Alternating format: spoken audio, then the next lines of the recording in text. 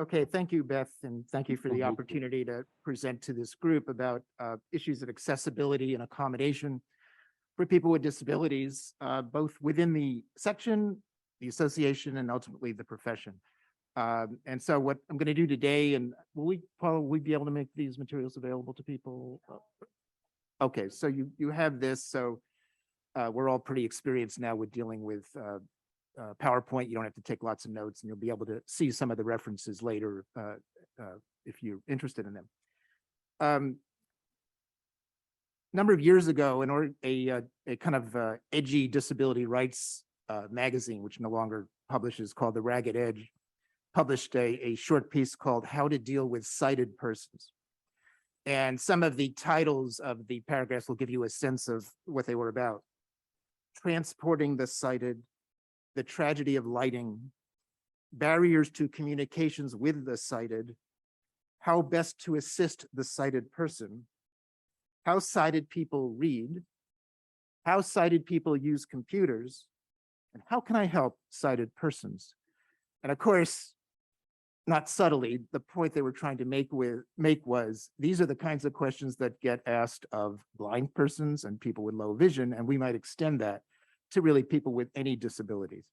And so what we're going to try to do today is talk a little bit, not so much about those kind of intricacies, although you should be keeping in mind how you interact with and how we might generally interact with people with a variety of disabilities, but what we can do to make the environments in which people with disabilities function more welcoming to them, which is to their benefit, but also to our benefit in terms of expanding the information and the perspectives available to us. And really, in that sense, dealing with these issues of people with disabilities is very similar to other kinds of DEI initiatives that this section and others have undertaken.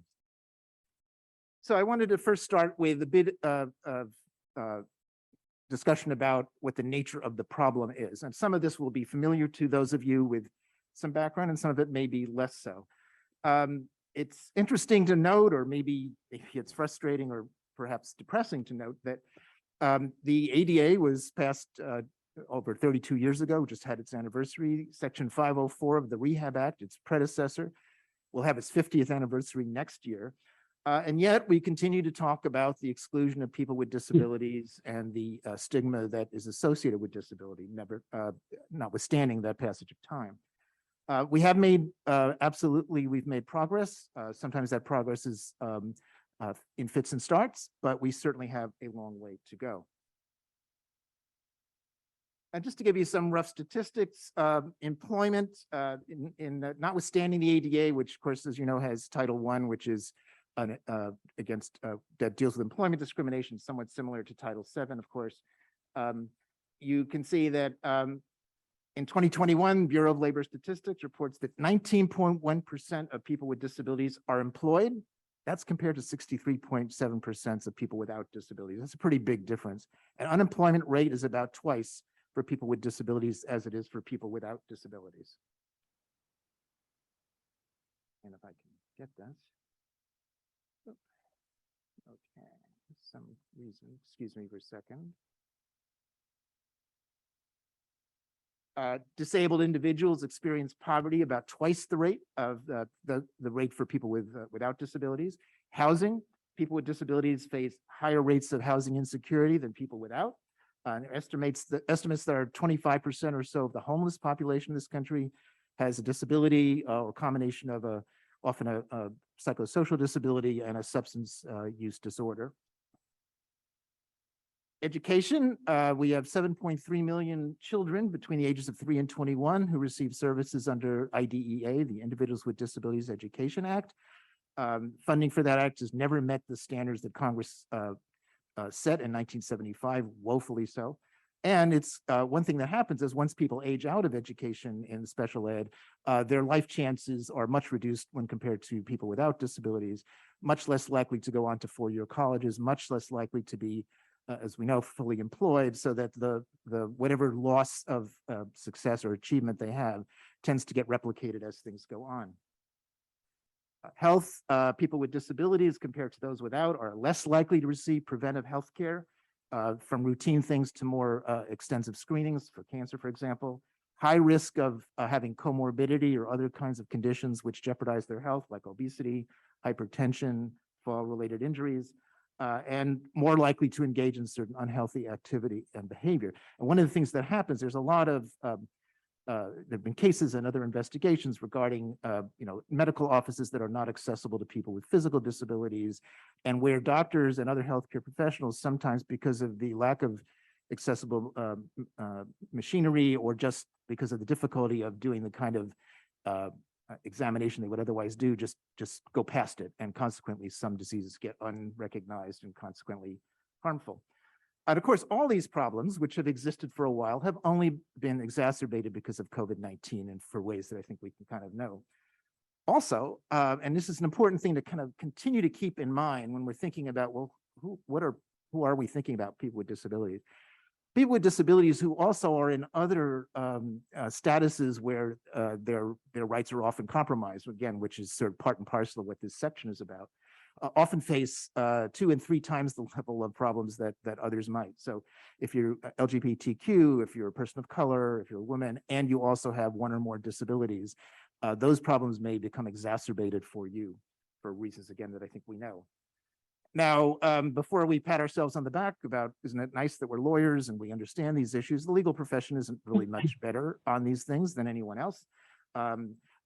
Pretty shocking if you think about it, but the law firms that have responded to the annual NALP survey, National Association of Law Placement, the report that 1.22% of its lawyers are lawyers who have identified with disabilities.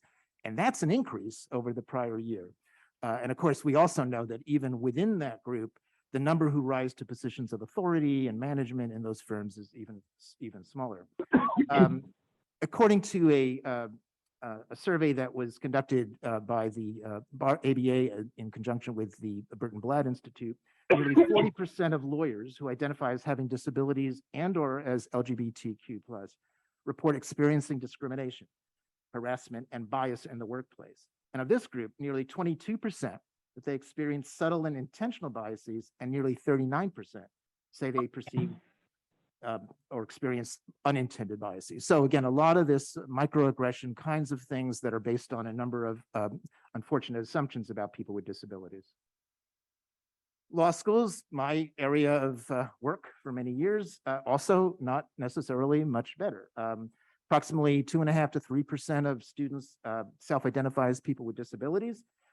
I would say, given the barriers to that kind of identification, that number is undoubtedly low for the actual number of students with disabilities. Many of them face challenges in receiving reasonable accommodations or modifications during law school and after. They also often are subjected to difficult accommodations processes for standardized testing, LSAT, and of course, ultimately the bar examination. Some of what happens with people with disabilities, I think, relates less, again, to kind of outright intentional discrimination, and often is the basis of overgeneralizations, unfortunate assumptions, and frankly, ignorance. One lawyer reported, she was a blind lawyer. She'd been a lawyer for 30 years. She went to a bar association meeting, a state bar association meeting, perhaps something like ours today, and said, I came to register, and the woman at the desk said, oh, honey, this is the bar association. Where are you trying to go? Assuming, of course, that she couldn't possibly be a lawyer. And another example reported in a Bar Leader article a few years ago, said, a blind law student who was interviewing for a law firm job was really excited. She said she was interviewing with large law firms. During one of these interviews, an attorney actually said to me, you're saying all the right things, you have all the right credentials, but I just don't know how you could do this job with a disability that you have. And again, that was kind of certainly undercut her and her confidence in seeking that job.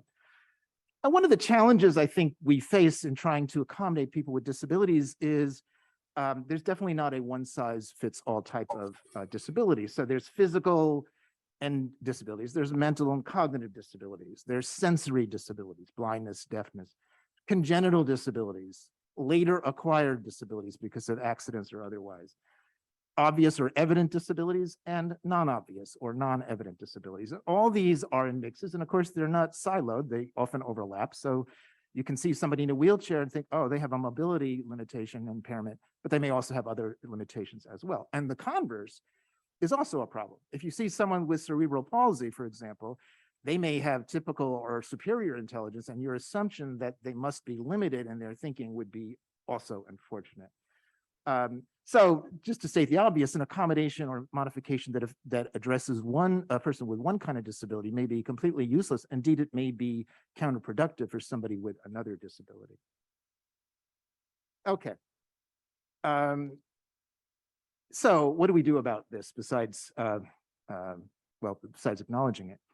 And there's a variety of things. And so in this portion, I'm going to just kind of give you a sort of an overview, the kind of places where you can go. One thing that I want you to, if you will, to take away from this presentation is there are resources out there. And actually the ABA Commission on Disability Rights, some of the material that follows is drawn from some of the material they have posted, is very much a place to take a look at. So one of the things to say to this group is, whether it's, planning a presentation, planning the agenda for a meeting in person, virtual, doing a webinar, whatever it is you're doing, or whatever you're doing in your practice back home, to be thinking in advance and to do planning.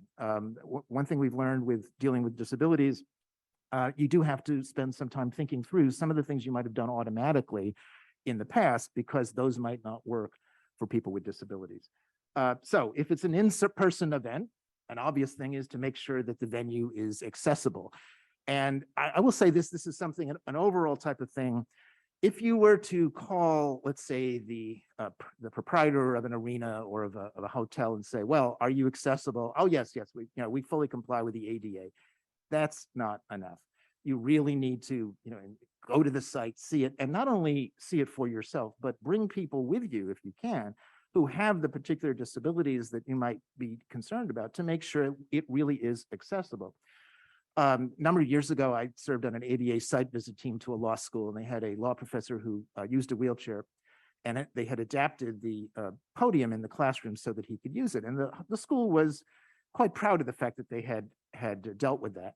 So I thought, well, this is cool. Let me see. So I went to the classroom and saw the professor who was in the wheelchair and was in front of the room. And after class, I said, so how does this work for you? So, well, I appreciate what they were trying to do, but it's completely useless for me. They set it up in a way that they didn't consult me. It doesn't work for me. I don't use it. Okay, well, that's not so good, right?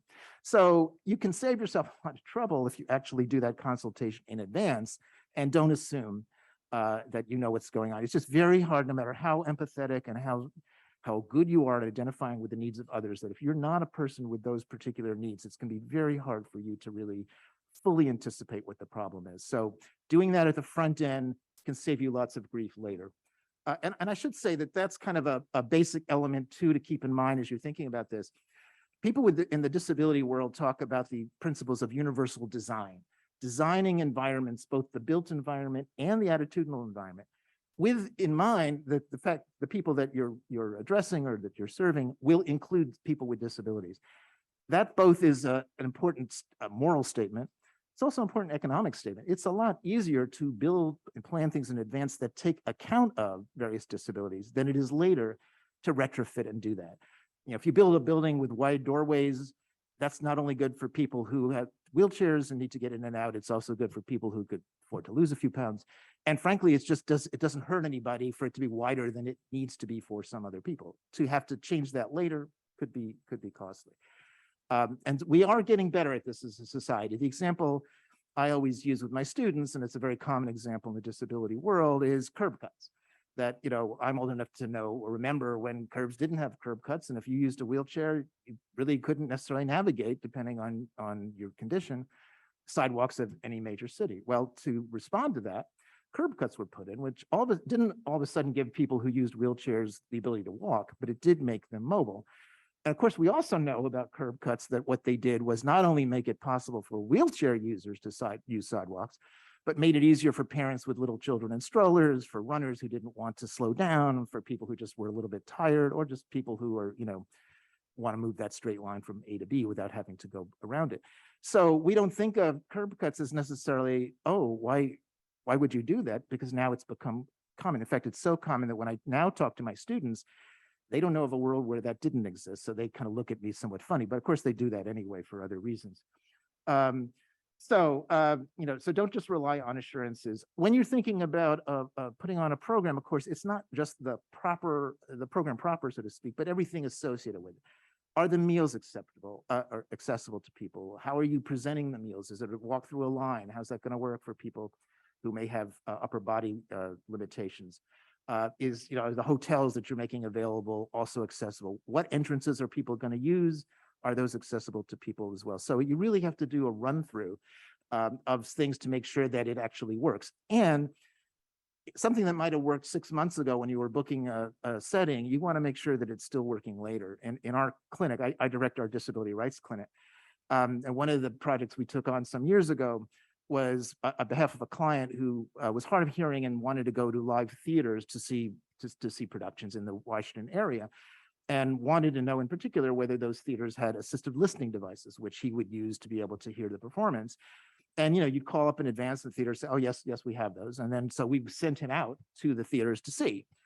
And you get to the theater, oh yeah, Joe knows where it is, but Joe's out today.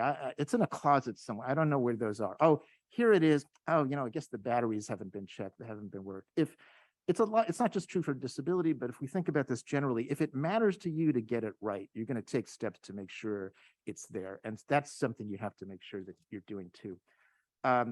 We have a mixed program today, in person and virtual. So increasingly over the last few years, obviously many of us have been both on screen and also presenting on screen. You want to think about all the ways in which you need to make those presentations accessible. Everything from providing captioning, thinking about how the chat service is going to work, thinking about highlighting an ASL interpreter to make sure that the person who's deaf or hard of hearing can have that person available to them. There's many things. Materials that you present. For me, never been a big, put in all the bells and whistles in a PowerPoint, so it wasn't so hard for me. But for folks who really get into presentation mode and really want to, again, do something that's going to be exciting for people who are watching it, a lot of those things don't work with screen readers and other things that people need in order to have access to it. And the worst thing would be, to be on a program or virtually or in person where 90% of the people are enjoying what's going on or at least learning from it, and you're in that small group of people that basically doesn't get the joke because they're not able to see what's going on. I just wanted to say one other thing, and this is pretty common now, it's been true for a long time, that in anybody putting on a program, there'll be a line at the bottom often, if you need accommodations, please let us know. And that's certainly important because people may have very specific things that will work for them that are really not a problem if you know about them in advance. But I think it's also important to not put the complete burden on the person seeking those accommodations, and to plan events with thinking in mind, again, that some of the people who you want to attract and who will attend will have disabilities. And in this same project I described to you about going to theaters, we also put on a presentation for owners and operators of these theaters to what they needed to do to accommodate hard of hearing patrons. And we had our usual, if you want to come to this, please let us know. But we decided, without having heard from anybody, that we should also have a sign language interpreter there, especially given the kind of subject matter. And I was very happy we did that because without giving us notice, a professor from Gallaudet University, the School for the Deaf in Washington, came with 5 students just to come to the program.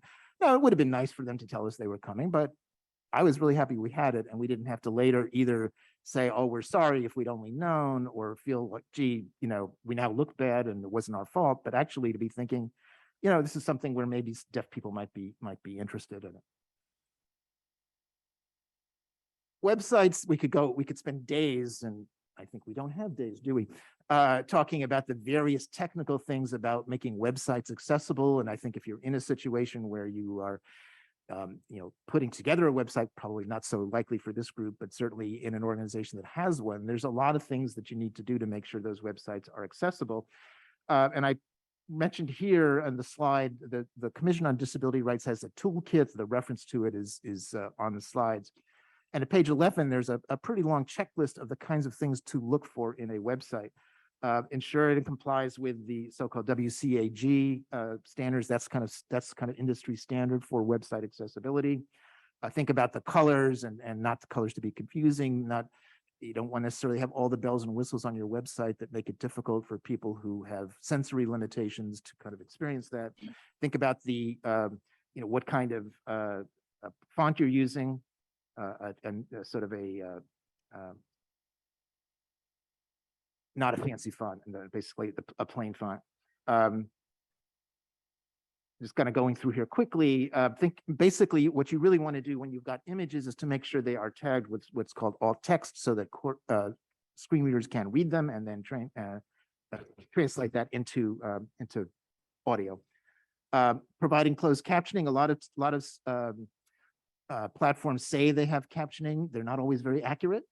If you've been at a event and you've seen, for example, captioning that's like cart or otherwise on a screen, sometimes, and if you're hearing it and also comparing it, it can be very rough. So there are things you can do to make that better. One thing is, if you have a prepared presentation, give it to the person who's going to be doing the transcribing, so that it's in the way that you would also work with somebody who you were doing language interpretation. Let them know what you're talking about, so it's easier. We had a deaf student in our class this year, in my disability class, who had 2 interpreters who came to every class. And every class, we gave them the materials in advance so they would know what we were talking about and make their job a lot easier. And again, here you can kind of check at your leisure the different things you could do to make this accessible. In addition to the kind of technological or technical things that you can do, obviously there's other things you can do that are much more low intensity and really important. One, think about, as you're putting together various committees of different types, to think about including people with disabilities, not just when there's an issue about disability, but when they might have the expertise that you're looking for, in the same way that we would look to other groups to make sure that our organizations and committees and subcommittees are representative of a variety of folks. I put here, don't ghettoize lawyers with disabilities. That shockingly, there are lawyers who have disabilities who actually have other skills and interests. They're not particularly interested in doing disability rights work. There, of course, are lawyers who don't have disabilities who are. So again, it's important to be thinking and basically to not assume too much about folks. Again, include people with disabilities in your DEI efforts, not as an afterthought, but as part and parcel of something very core to that.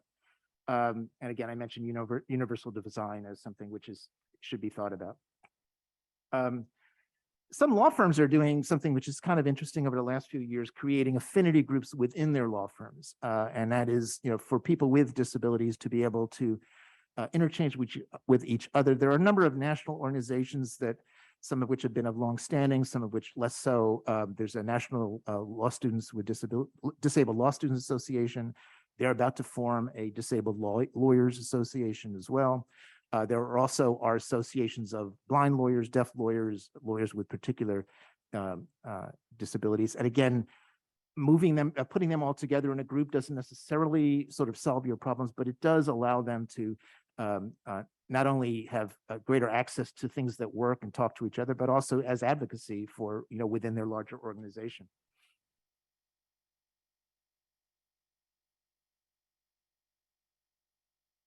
Advocate not just in your own setting, not in just your law firm or your agency or your legal aid office, but also with courts. I'd say, sadly, courts are not often the best when it comes to making accommodations. Federal courts, in particular, can be problematic and assume it's just, not their responsibility. State and local courts covered by Title II of the ADA, a little more traction there, or with administrative law judges, but it's important, and there are some guidelines, there are some resources here, and again, I've cited some of them here that you can take a look at. Implicit bias. I know there was training that the section did earlier about implicit bias. Implicit bias relates to disability as well. There is an implicit bias test for both physical disability and for intellectual disability. And I wanted to read to you one of the scenarios the CDR had put on its website, or has on its website, a short document about implicit bias. And they gave a couple of scenarios. I wanted to read one to you, which I thought would be interesting for you to think about. Nicole, who has cerebral palsy and uses canes to walk, is interviewing for an associate position in the litigation department at a big law firm. The partner asks Nicole whether she's comfortable speaking in court, needs an assistant to accompany her when she meets with clients and goes to court, believes she can effectively represent clients in court, is aware of the long hours involved billing requirements, and the necessity to travel, is able to learn and remember the myriad rules and procedures for civil and criminal litigation and the rules of evidence, and is considered working in other departments that do not involve going to court. Nicole responds that her passion is litigation, pointing out that she served on a moot court mock trial team that won several competitions, held a judicial clerkship, and has courtroom experience through a pro bono project and a legal aid clinic. The partner informs Nicole that if she was hired, he would initially meet with prospective clients to prepare them to meet her. And after that, there's a number of questions that CDR asks.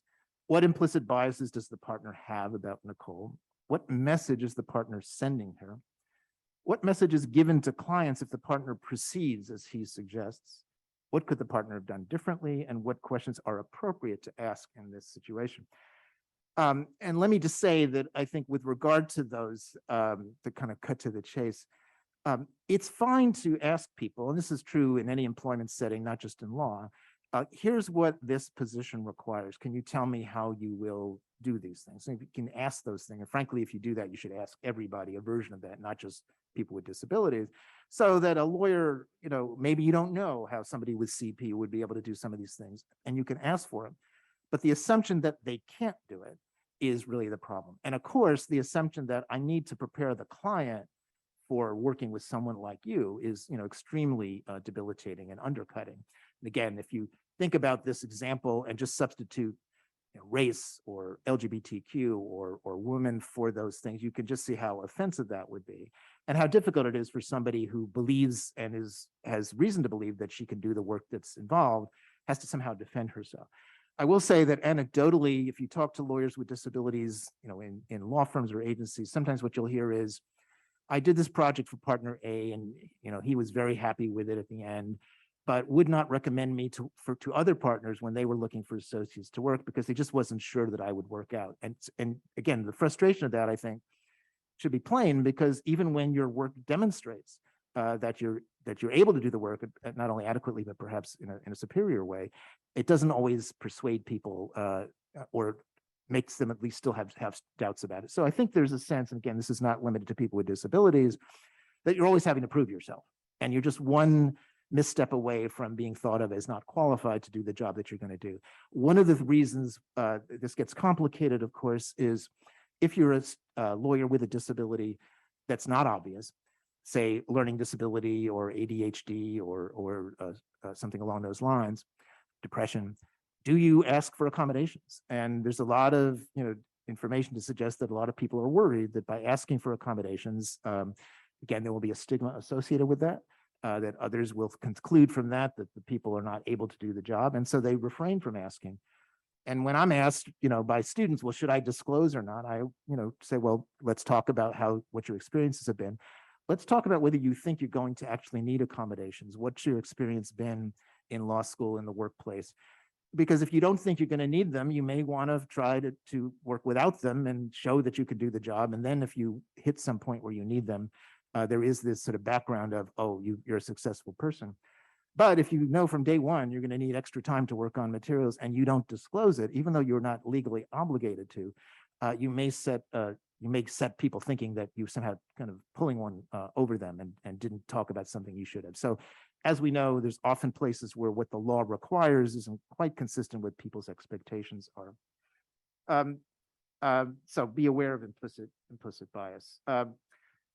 Something I'm not on the slide I wanted to mention too, that with regard to some people with disabilities is important. It's certainly important with our clients, is to be thinking about using plain language and to be as clear as you can with people, understanding that for some people, the complexities and the alphabet soup that we get used to as lawyers, especially in Washington, isn't always so understandable. And so be thinking about that the purpose of what you're trying to do is to make things understandable. I put here a sort of, I guess, a advertisement to that I know that the section yesterday decided to oppose Standard 206. Standard 206, the ABA standards for legal education, which the council is proposing as an amendment, extends diversity, equity, and inclusion principles in some ways, but essentially by saying that we have to pay particular attention to these issues with regard to racial and ethnic minorities, which of course is fine, but by implication makes it less useful for people with in other categories, particularly people with disabilities, and LGBTQ people. And so the commission and another number of other organizations are opposing that on the floor. I think that's an important statement as well. And then at the end, I've just listed a number of resources here. Again, the Commission on Disability Rights and their webpage is a great resource for a number of these things. A couple of articles about this as well. And then I want to end with, and then we'll have a little bit of time for questions. Two recent examples that I think show that even things that might initially strike you as, well, what do we do about this, can be overcome. So in the midst of all the mixed news over the summer, and clearly bad news on some respects, one of the really exciting things that I think happened, as you know, is that the James Webb Telescope started sending back images from there, and extraordinary images, and lots of people talking about it. And you think, well, okay, that's great. I wonder what a blind or low vision person would get out of that. And so I was listening to Morning Edition the other morning, and they had a whole segment on what NASA was doing to make it more possible for people who couldn't see clearly what those images were. And what it is just verbal description of what's being seen. Not the same as being able to see it yourself, but at least gives people an opportunity to understand what's there. And you probably have been on some programs and virtual programs where people introduce themselves and they actually describe themselves. I always describe myself as 6'2", full head of blonde hair, and then someone points out that actually isn't me. But not to be too cheeky here, but the fact is that by describing who you are and what your background looks like, and it just gives people a sense of that it doesn't take much time. It's not a high-tech thing to do. It's just recognizes that there are people who may need that. And then, and this is more minor, but I think is an indication that at least some entities are thinking about this. So, with COVID and COVID testing and doing home testing having been a big thing, the Administration on Community Living in DHHS said, well, we have to make sure that people who are blind or low vision actually can use these test kits, because if you can't see the little line, it's not going to help you. So they have put out a guidance that indicates how you can do that and how things have been set up for them. So that's, I think, also important. And it's just, again, those things are, we should recognize and congratulate those groups that do that, but one hopes at some point that we don't have to do that, and it's just going to be standard operating procedure. And I close with the quote that we've all heard like 100 times from Martin Luther King, which actually comes from Theodore Parker. The arc of the moral universe is long, but it bends toward justice. Let's make sure that this is true for people with disabilities as well. So we have, I think, about 10 minutes for questions. I'm happy to take any, either from virtually or in person, to kind of talk about some of these things. Hi, it's okay, yes, Drew. Yeah. When I was running the San Francisco bar, we had some people who really helped us on this issue, and we did a survey of the San Francisco legal community to start out with on the issue of lawyers and law students with disabilities. And one of the things became very clear is that a certain kind of, well, let's just say, white man of a certain age is not going to admit he has a disability. And so I think that there is a certain amount of undercounting in at least the legal profession because of that. I mean, that was one of the conclusions that we drew, although we didn't put it in our report, of course. But much more importantly, the theme that we did for this film that we did was how relatively inexpensive it is, the kind of thing you were talking about, to provide absolutely vital accommodations that level the playing field. And so we spent a lot of time in the materials and in the trainings that we did on that issue, because I think that a lot of people in law firms feel, well, we can't possibly accommodate this because of the huge cost, and that's just not true. So I just wanted to throw that out. Yeah, and again, part of it is, we have our attitudes. We all come, we're not blank slates, but it's really to not simply stop there, but to do, in a spirit of inquiry, focused on, what is we need to do, and let's make sure that person can do it. Not everybody with every disability can do everything that they need to do in any position, but that's true for all of us, right? So it just happens to be one thing that you want to think about. One thing we say about disability, again, somewhat facetiously, is disability is a club you may be asked to join at any time. The older you get, the more likely it is you're going to be asked to join. And so that isn't, it's fine to have that in your future and think this could also apply to me. It really hits you when when something happens that requires you to adapt differently and to be flexible about things, for sure. Other questions? Yes. I'm wondering, it seems to me that the COVID surge has kind of flipped a lot of disability doctrines on their head, where privacy rights had been paramount. And if one employee asks, what's the medical condition of another employee, the employer's job is to say none of your business and to maintain that. It seems that there's a lot of regs that are coming in, which requires more disclosure about COVID, requires more kinds of communication to co-employees about that. Do you see this situation creating a new trend, which goes against 30 years of disability law? So thank you, Mark, for the question. I don't actually see that. I know, for example, well, I'll answer your question one way. This past year, like lots of law schools, we had periods where we were in person and mask required, then in person and mask optional, then not in person because of a spike. And towards the end of the second semester, our school said, or for a short period said, well, you can't require people to wear masks. And one of the questions that came up was, well, what if there's someone in the class who really needs everybody else to be masked? How do you deal with that, even though you can't require it? And you can't just say, oh, Bob has asked that the entire class be masked because Bob may not have an obvious disability, and that's outing Bob in that way. So we talked about how to deal with that. And my solution was, well, if there's anybody in the class who has a legitimate need for others to be masked, communicate that privately. And in fact, if you didn't want me to know, you could go to our dean of students. And then that could come back, and I don't need to know who, but if it turned out there was anybody in that situation, I could present to the class, there's somebody in our community who has requested this. And I would ask that if it's not a problem for you, that we honor that. And I would hope we'd be in situations where people would do that. Easier in a 15-person class than in a 100-person class, easier in a smaller setting. But the point is, I don't think the law has changed at all about not really it not being legitimate to disclose to other people that there's somebody who, because of COVID or something else. So I know that, again, as a teacher this year, I got notified a few times by our Dean of Students office, there is someone in your class who has tested positive and will be out, and these are legitimate excuses for that. Now, in a small enough class, you could kind of figure that out. And it happened that the two students in question, and they were not at the same time, disclosed to their professors, but they were not obligated to do that.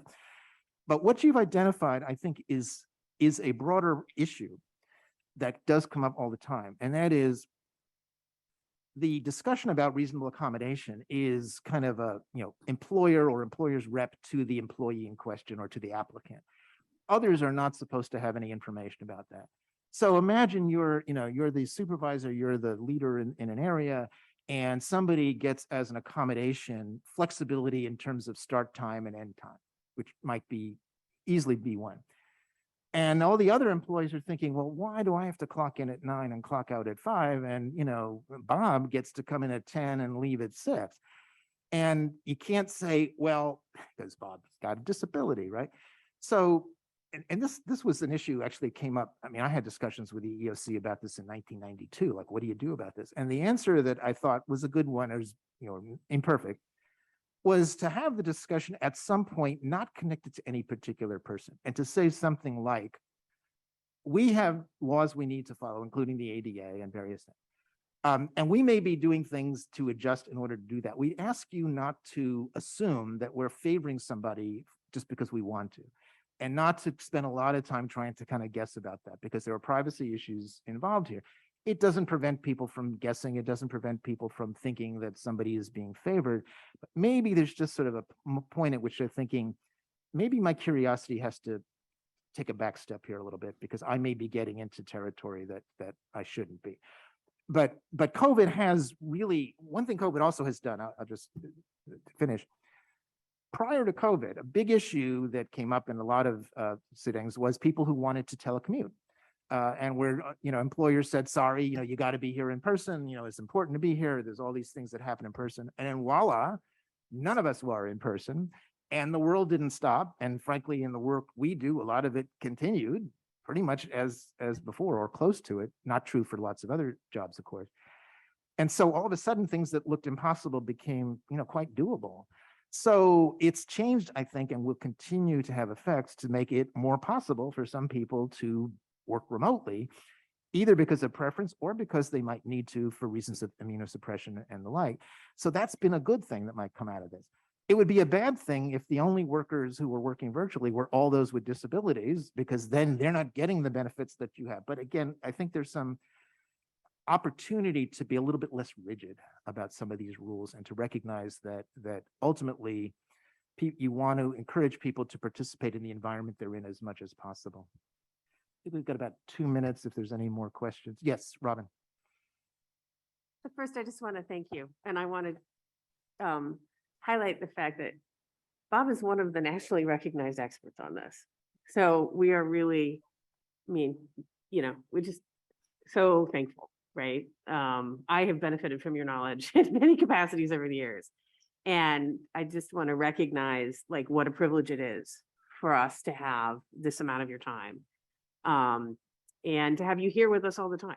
I've been privileged to sit on some of the committee calls, right, for the Committee on Disability with you and Lydia chairing, and I have taken away from that so much, and you're pushing us to think as a section about continuing to advocate for these issues in all these capacities and what our roles as attorneys are in doing that. And I want to thank you for that.